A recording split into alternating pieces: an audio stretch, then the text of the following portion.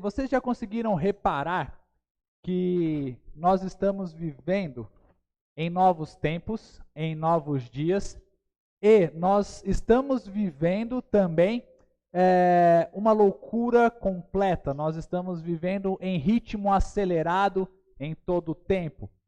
Vocês já conseguiram perceber isso? É lógico que com toda essa pandemia, nós paramos um pouco no tempo. Nós freamos o nosso carro, o nosso bonde que nós estávamos andando. Mas antes dessa pandemia, nós estávamos vivendo sempre na correria, sempre correndo atrás das coisas, buscando, vou lá fazer isso, tenho que fazer aquilo, tenho curso para fazer, tenho que estudar, tenho muitas coisas para fazer, né? E como que o mundo tem vivido também com relação a essa situação? O texto da mensagem de hoje, o título da mensagem que eu gostaria de trazer para vocês é Espere pelo Senhor. Atualmente, vocês podem parar para perceber, as pessoas ficam um ano inteiro esperando para tirar férias. E aí quando elas tiram as suas sonhadas férias, tão sonhadas, geralmente o que acontece no primeiro dia que elas estão de férias? Ou elas vão pensar a respeito das férias do ano que vem, por exemplo, a gente está aqui hoje, mas eu queria estar em tal lugar. Eu poderia estar, não sei, em Las Vegas, eu poderia estar em Miami, eu poderia estar na Grécia, eu poderia estar em algum lugar. E as pessoas elas já não estão mais aproveitando a vida no momento em que elas estão vivendo. Porque nós estamos sempre pensando no futuro, no futuro, no futuro. Isso está nos consumindo de tal forma que nós estamos ficando cada vez mais doentes devido a essa ansiedade que nós vivemos a cada dia. Não é verdade? Às vezes uma mãe de casa, ela está fazendo um almoço pensando o que ela vai servir na janta. E ela muitas vezes se esquece do momento do almoço com os seus filhos. Nós estamos nesse ritmo alucinado. E aí o que acontece? As pessoas estão sofrendo doenças do tipo crise de ansiedade. Todo momento nós estamos pensando demais no futuro. E o que está acontecendo? Nós estamos nos esquecendo de esperar pelo tempo de Deus nas nossas vidas. Esperar pelo tempo do Senhor. Nós tomamos decisões impensadas, nós tomamos decisões hoje em dia afoitas, porque nós não queremos mais esperar. Eu costumo brincar com os irmãos que a nossa atual geração é uma geração do quê? Uma geração do micro-ondas, que a gente já não espera mais pelo nosso almoço, é só você colocar 1 minutinho que o seu almoço já está pronto. E tudo isso tem influenciado demais a nossa sociedade. Algumas pessoas costumam brincar que os bebês, hoje em dia, já nascem com os olhinhos abertos. Eu não sei se isso é verdade. Eu não sei se os bebês antigamente só nasciam de olhos fechados. Mas muitos brincam que os bebês hoje em dia já nascem com os olhos abertos e talvez na próxima geração eles já vão sair das suas mães com o celular nas mãos.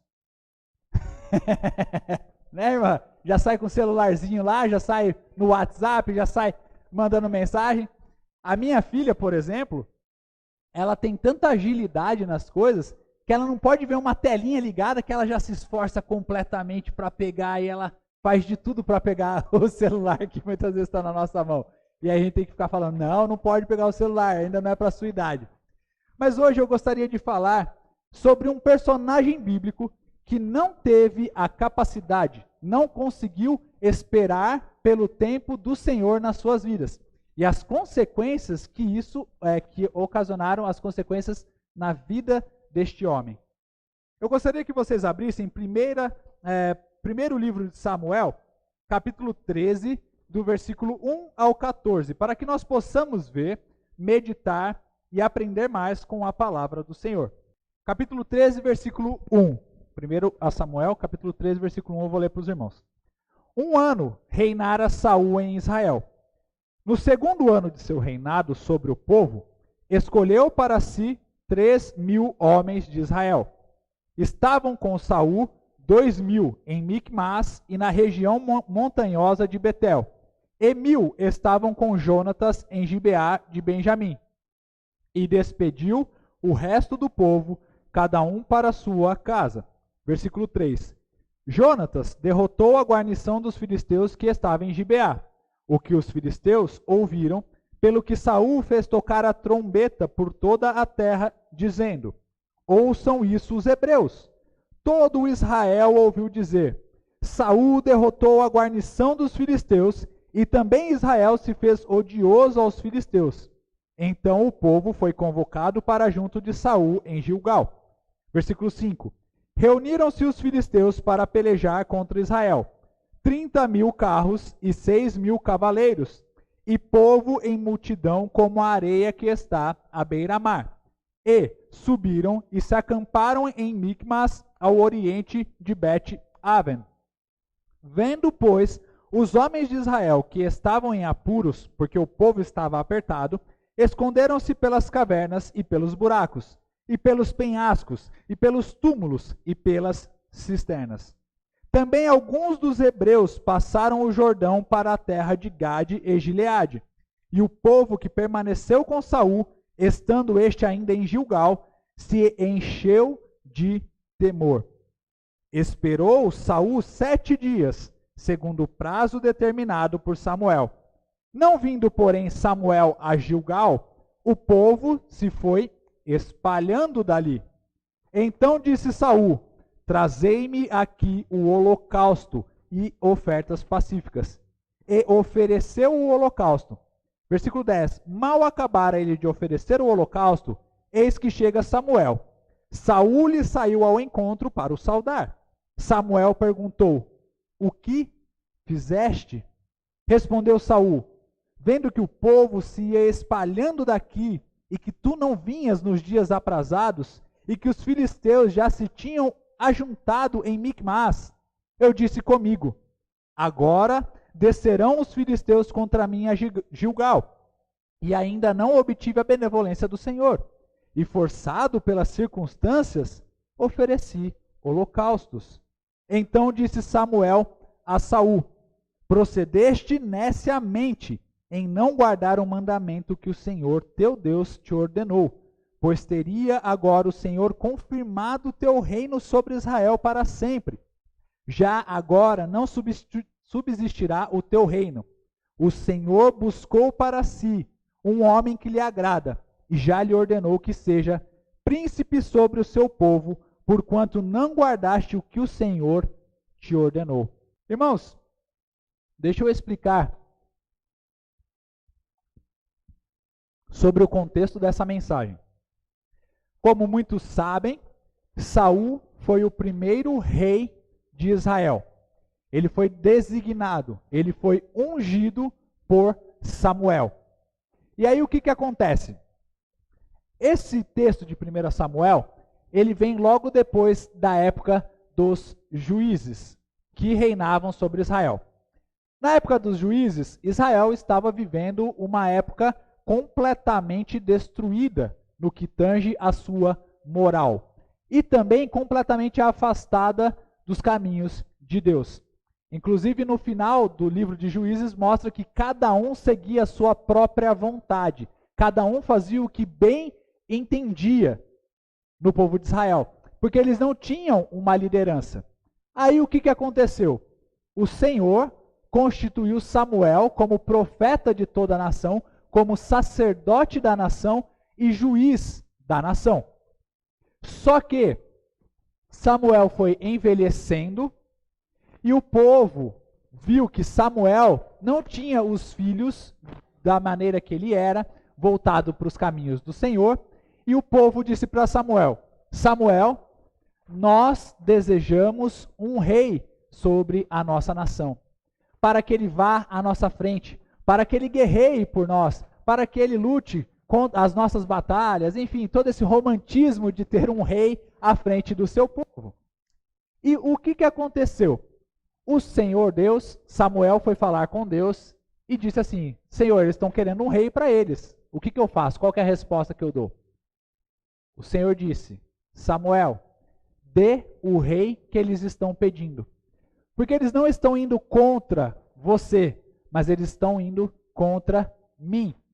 Porque eles rejeitaram o meu governo sobre eles.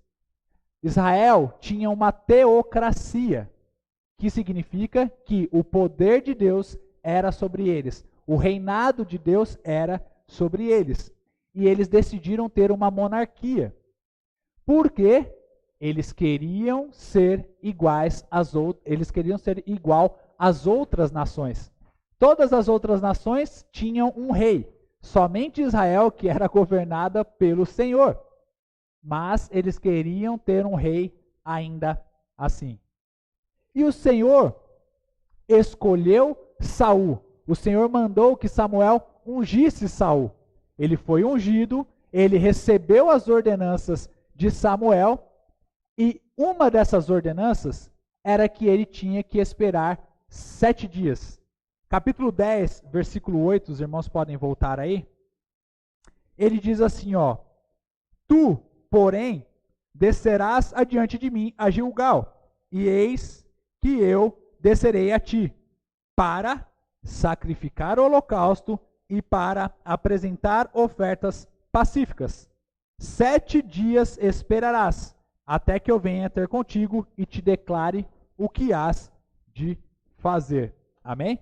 Então, nessa situação do capítulo 13, Israel estava em guerra contra os filisteus. Os filisteus já vinham oprimindo Israel desde a época dos juízes. Tanto é que Sansão brigava sempre contra os filisteus. Então, já existia muito tempo que eles estavam nessa guerra. E aqui no capítulo 13, especificamente, eles estavam nessa tensão, um lutando contra o outro por territórios dentro da nação de Israel, ali, né, nas portas de Israel. Então é isso que aconteceu. No versículo 1 nós temos: 1 ano reinara Saul em Israel. No 2º ano de seu reinado sobre o povo, escolheu para si 3.000 homens de Israel. Estavam com Saul 2.000 em Micmas e na região montanhosa de Betel.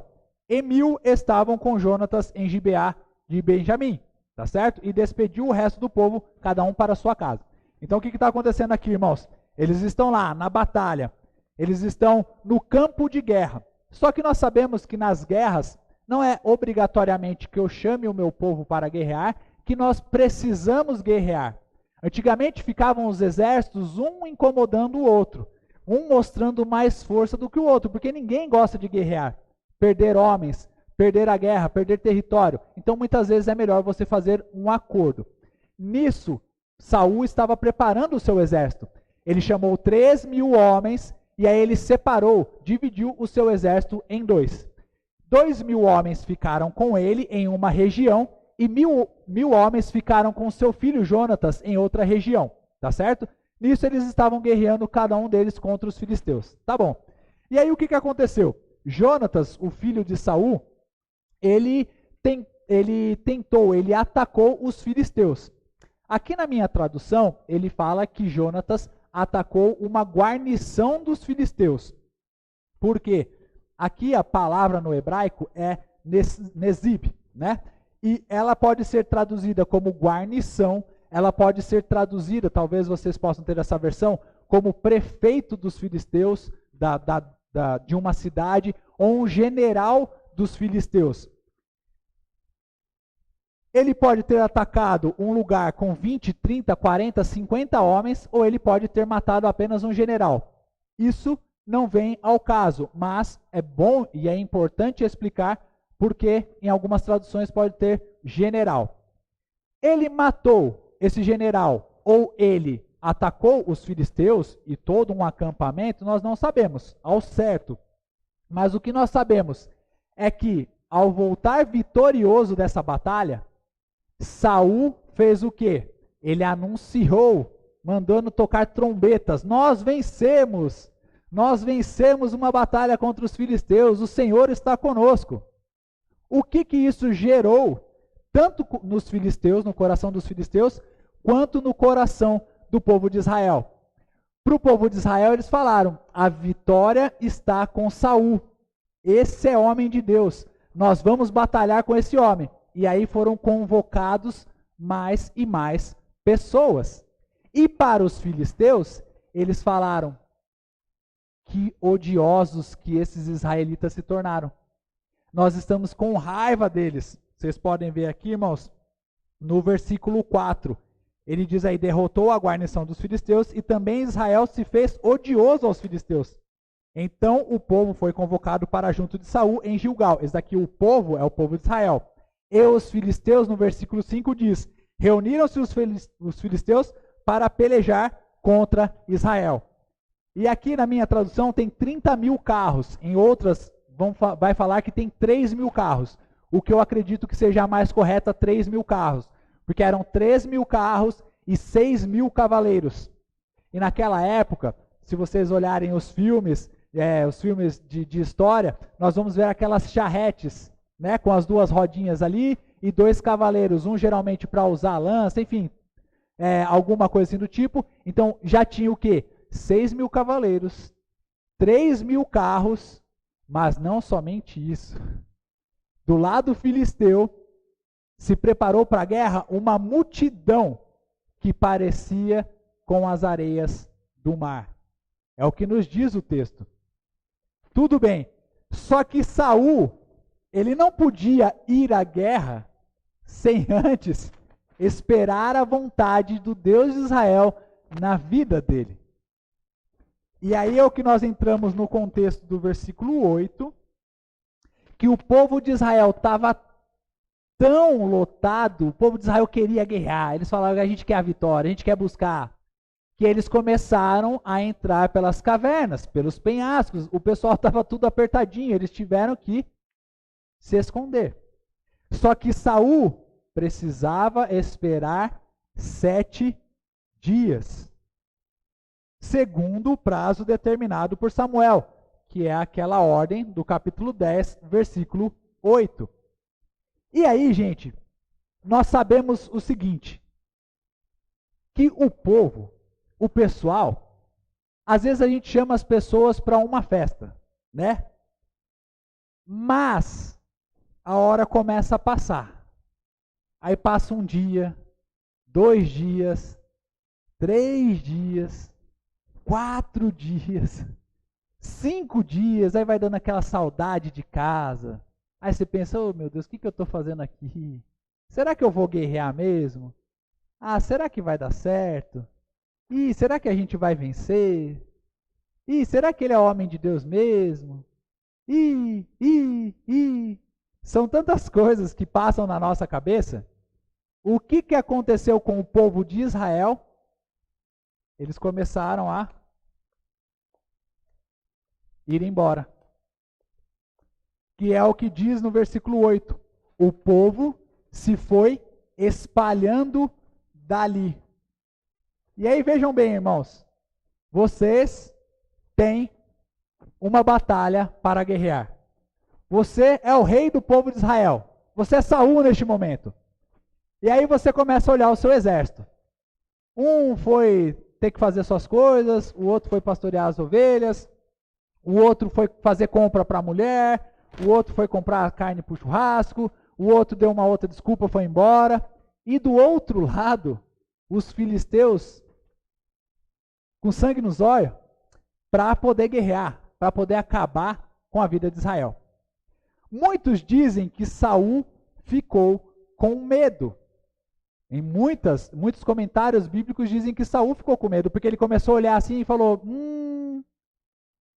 o caldo aqui está entornando. É assim, né, que se fala, né? O caldo está entornando. Ih, a coisa está ficando feia. Por quê? Porque o pessoal está indo embora daqui e lá está lotado de gente. Mas não somente isso, eu creio também que Saul, ele estava vingativo. Ele estava obcecado para obter a vitória em cima dos filisteus. E ele falou: agora é a hora. Deixa comigo. Eu vou fazer. Eu vou vencer esses caras. Pode deixar tudo comigo. Eu vou resolver a situação. E aí o que aconteceu? Ele deixou de esperar Samuel, que iria oferecer os holocaustos, o sacrifício de ofertas pacíficas. E ele falou: pode deixar que eu resolvo. Traz aí os animais, traga os animais todinhos, que agora eu vou oferecer esse holocausto. Eu vou oferecer o sacrifício. Samuel está demorando demais. Aí o que ele fez? Foi e ofereceu o sacrifício. Mas sabe aquele filho que às vezes a gente fala assim, ó, não faz tal coisa, hein? Porque eu só vou ali no mercado, eu só vou ali na padaria, eu só vou comprar leite e pão pra gente, que eu já volto, não mexe nesse bolo. Aí quando você chega em casa, aquele filho tá cheio de farelo de bolo na boca. Aí você fala assim, quem mexeu no bolo? Ah, pai, sabe o que é? É que ele ali, ó, eu não queria, pai. Mas o Zezinho me fez comer esse bolo. O Zezinho me obrigou a comer esse bolo. Olha toda a situação, olha isso, olha aquilo. Foi o que aconteceu exatamente com Saul. Logo depois que ele ofereceu, estava o cheirinho ainda do sacrifício no ar, Samuel chegou. Aí ele falou assim, Saul, o que você fez, hein? Aí Saul, ao invés de reconhecer o seu erro, reconhecer que pecou, e falar, poxa vida, eu pequei contra o Senhor. Ele começou, então Samuel, sabe o que é? Você começou a demorar, o povo começou a fugir, eu não vi o benefício do Senhor na minha vida, porque Deus também não falou comigo. Deus falava com o pessoal lá, mas comigo eu não ouvi nenhuma voz. Aí eu decidi fazer o sacrifício. Só que ele não podia fazer isso. Só quem podia fazer os sacrifícios, só quem podia cortar o bolo, né, na nossa ilustração, era quem? Samuel. Porque somente Samuel era o sacerdote da nação. Saul ultrapassou os limites daquilo que ele poderia fazer. Eu tenho até mesmo um trecho aqui que eu gostaria de ler para os irmãos, que fala a respeito da diferença entre a função do rei e a função do sacerdote. Eu gostaria de ler para vocês, que é uma citação que eu achei no livro Resgate do Pensamento Bíblico, de John Stead. Ele diz o seguinte: Deus viu o desejo de Israel de ter um rei como uma rejeição à sua liderança. Ele instruiu Samuel para atender o desejo do povo. Isso significa que, pela primeira vez na história de Israel, haveria uma separação de função. A função do rei era a provisão divina, denominada biblicamente de comum ou conservador da graça. Isto é, o papel do rei era preservar a ordem internamente e proteger a nação das invasões estrangeiras. O papel do sacerdócio continuava sendo o de representar a nação diante de Deus. A seriedade com a qual Deus tratou essa nova forma de estruturação da nação fica evidente por sua reação negativa quando Saul usurpou o papel de sacerdote, liderando pessoalmente a oferta de sacrifício antes de ir para a batalha, pois o sacerdote Samuel se demorava. E aí, Saul foi se encontrar com Samuel. Deu todas essas desculpas, aconteceu todas essas coisas, mas não adiantou. No versículo 13 e 14 vem a resposta de Samuel, que vinha diretamente de Deus para ele. Versículo 13. Então disse Samuel a Saul: procedeste neciamente, ou loucamente, alucinadamente, como um tolo, em não guardar o mandamento que o Senhor teu Deus te ordenou. Pois teria agora o Senhor confirmado teu reino sobre Israel para sempre. Já agora não subsistirá o teu reino. O Senhor buscou para si um homem que lhe agrada e já lhe ordenou que seja príncipe sobre o seu povo, porquanto não guardaste o que o Senhor te ordenou. E aqui, irmãos, nós vemos os dois erros de Saul que eu gostaria de comentar com vocês essa noite.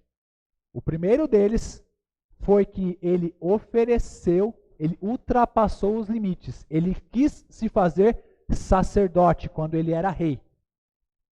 É mais ou menos quando no seu trabalho você ultrapassa os limites da sua função. Quando o seu chefe fala tal coisa, você, além de não fazer tal coisa, você fala assim, eu mando mais do que o meu chefe aqui nessa empresa. Eu vou fazer completamente diferente. Ultrapassou os limites. E o outro erro de Saul foi a sua total impaciência, ansiedade, obsessão de querer vencer os filisteus, talvez medo. E o que aconteceu? Ele desobedeceu uma ordem expressa do Senhor. E quais foram as consequências na vida de Saul?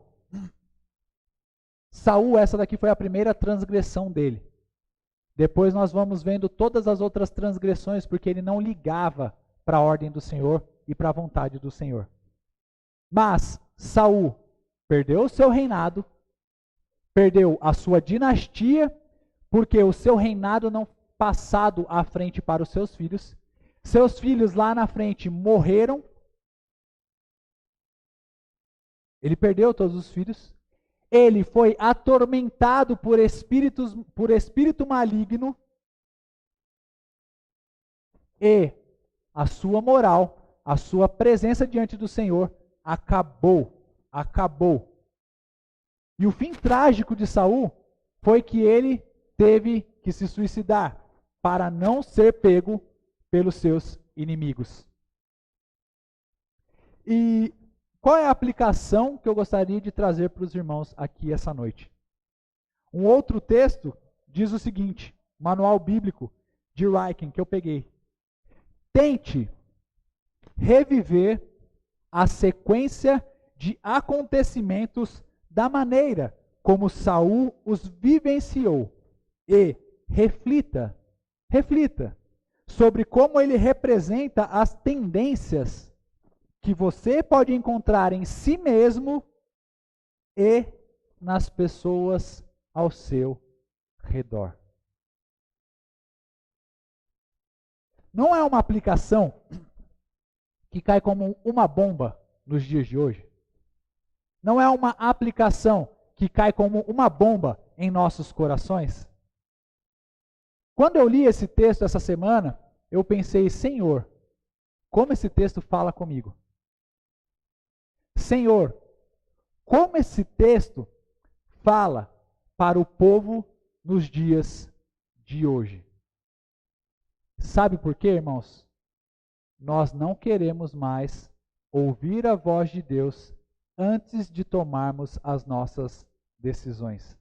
Pensem em quantas decisões nós tomamos nessa semana, quantas atitudes nós tomamos essa semana, sem antes consultar a vontade de Deus, sem antes orar, sem antes procurar uma sabedoria, um ensinamento, um conhecimento da Bíblia, sem antes ouvir a voz do nosso Senhor. Tá, você pode pensar assim, legal, essa semana. E nas nossas vidas, quantas decisões nós tomamos fora da vontade de Deus por causa da nossa ansiedade, da nossa pressa em querermos resolver logo aquela situação que estava diante de nós?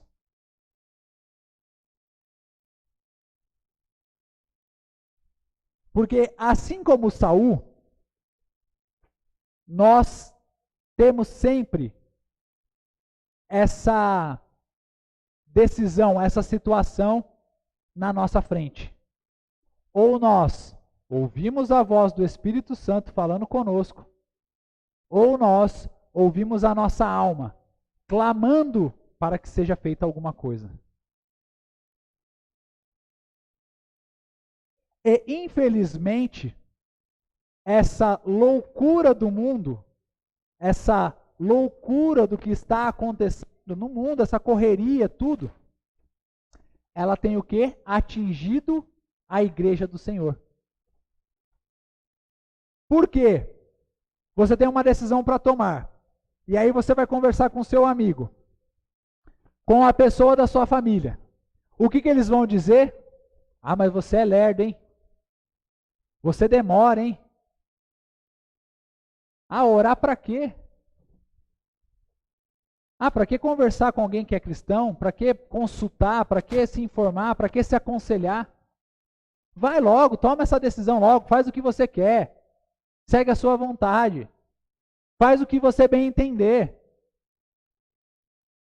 E infelizmente, estamos tendo muitos e muitos casos de cristãos que estão se desviando da vontade do Senhor. Eu trouxe um exemplo, uma ilustração. Ilustração não, na verdade é um exemplo da vida real. Que pesquisas mostram que o divórcio entre os cristãos já é tão igual quanto o divórcio no mundo, das pessoas no mundo. Os cristãos erram tanto quanto as pessoas no mundo. Muitos e muitos cristãos já não têm mais a paciência de esperar pela resposta de Deus. Muitas vezes nós oramos e falamos: Senhor, me dá uma resposta. Senhor, eu preciso de uma resposta para essa situação. Senhor, eu quero. Aí o que acontece? O Senhor não responde conforme a nossa vontade. O Senhor responde conforme a sua soberana vontade. E aí a gente faz o quê?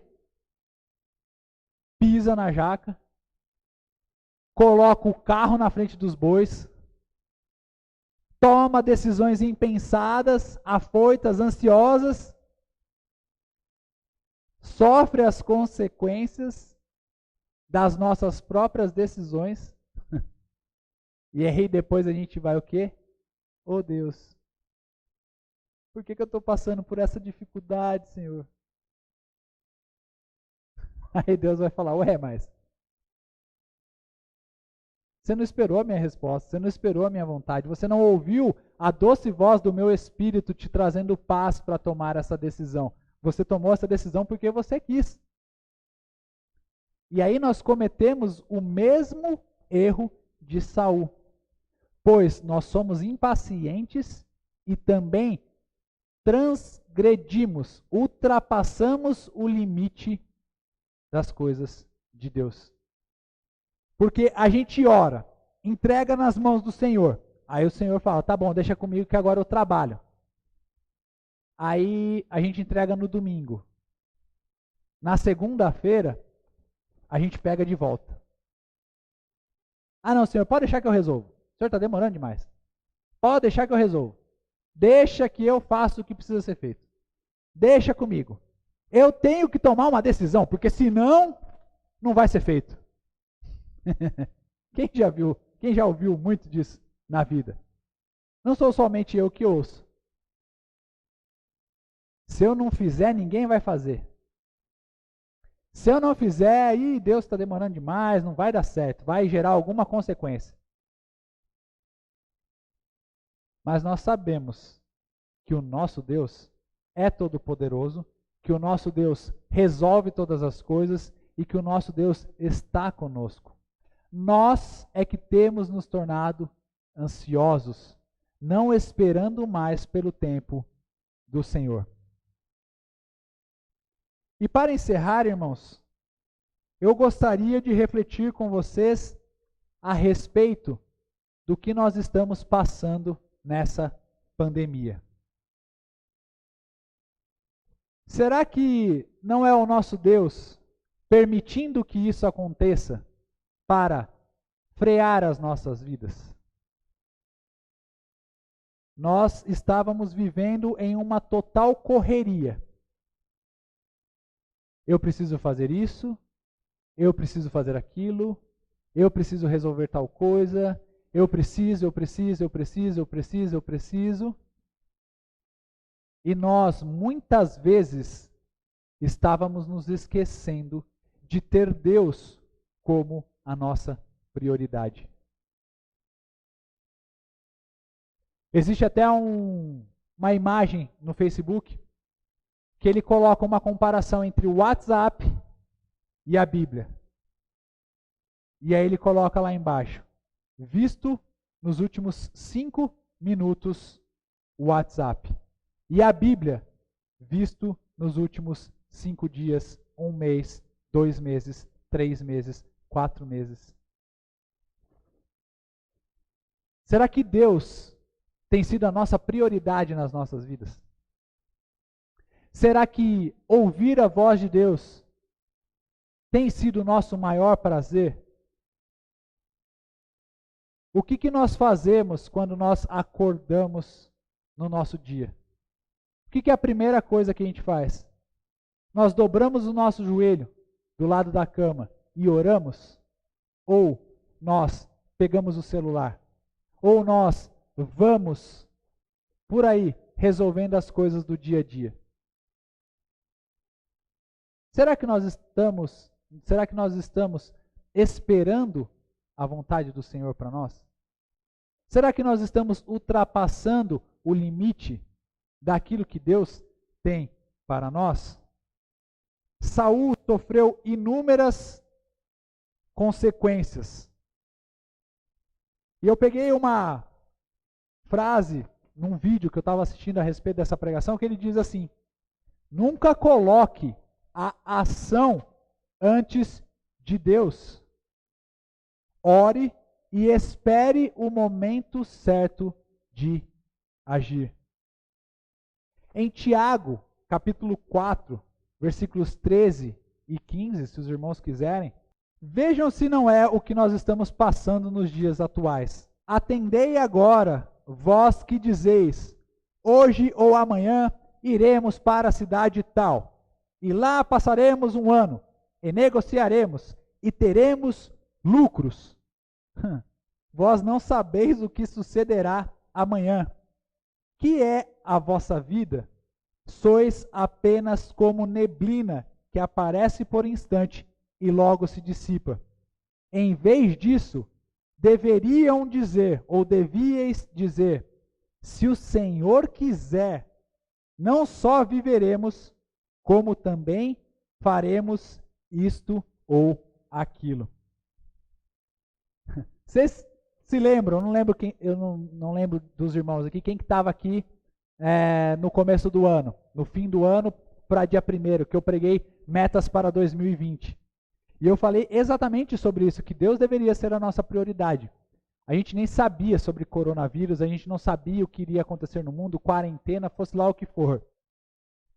Me fala, quantas e quantas pessoas que você conhece que gastaram um baita de um dinheirão para passar o final do ano na praia, pulando 7 ondinhas, comendo lentilha, comendo seja lá o que for, passando de amarelo para ficar rico, passando de vermelho para ter aquele amorzão.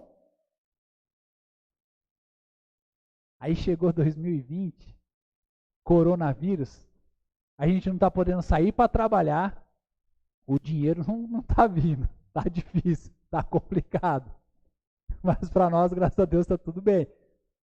O humorzão também não veio. Por quê? Porque você não pode sair no shopping, está difícil. E os nossos planos foram para onde? E as nossas metas? Ah, esse ano eu vou atingir a meta tal, porque esse ano eu vou estourar. Aí o Senhor falou, vai, é. Espera. Irmãos, eu tenho aprendido com essa pandemia a depender totalmente de Deus. A colocar a minha confiança totalmente no Senhor. Porque tudo é para a honra dEle, tudo é para a glória dEle, Ele tem o controle de todas as coisas e vale a pena esperar o tempo de Deus nas nossas vidas. Amém? Então essa é uma mensagem que eu gostaria de trazer para os irmãos, de nós esperarmos o tempo de Deus, não transgredirmos aquilo que cabe a Deus, não querermos fazer o trabalho de Deus, porque só Ele é soberano.